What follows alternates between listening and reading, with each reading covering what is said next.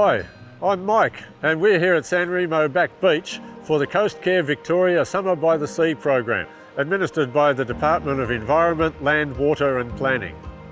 We're on the traditional lands of the Bunurong people here. For thousands of years, the Bunurong have been coming through here, utilising resources of the Intertidal Zone and using San Remo as a crossing point over to popular Phillip Islands in the background.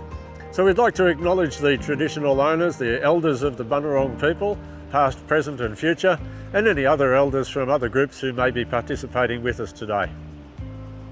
So what we're doing today is we're looking at the different animals and plants in the rocky shoreline here, and we're looking at the different strategies that they use to cope and to survive in this difficult environment. Coast Care Victoria encourages everybody to take care of safety on the beach over the summer. Make sure you've got a hat, plenty of sunscreen, plenty of water, and in particular know your tide conditions, know what the tide's going to do and know whether there's any dangerous swells likely to be on your beach. A couple of other safety tips. Not all of our marine animals are as friendly as we'd like to imagine. This particular one is the blue-ringed octopus. We make sure we keep a wide berth from those.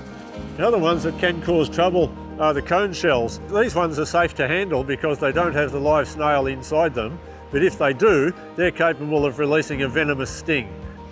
Okay, let's go down and have a close look at some of these interesting animals and plants. We're here in the Subtidal Zone, and this is the area pretty much above high tide, which really only gets a little bit of water twice a day at the very top of the high tides. So there's not much life up here. Some of the only animals that do survive are these tiny little blue periwinkles. These are marine snails that are extremely good at resisting desiccation. They're some of the few things that can survive in this very dry, harsh, rocky environment up here.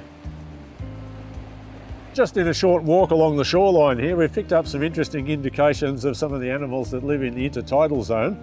So this mussel, for instance, and this clam and the oyster here, these are bivalves which have the capacity to open and shut their shells. So this one would open its shell at high tide.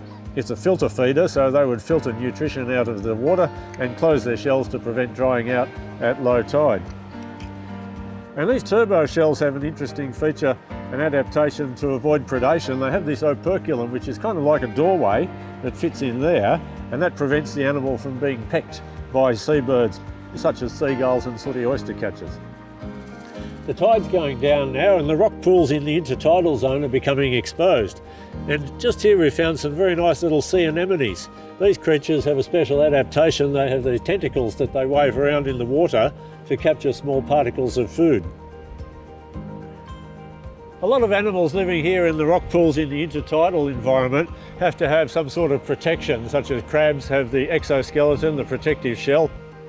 We've got an interesting one here called a chiton, which is essentially a slug with armour plating.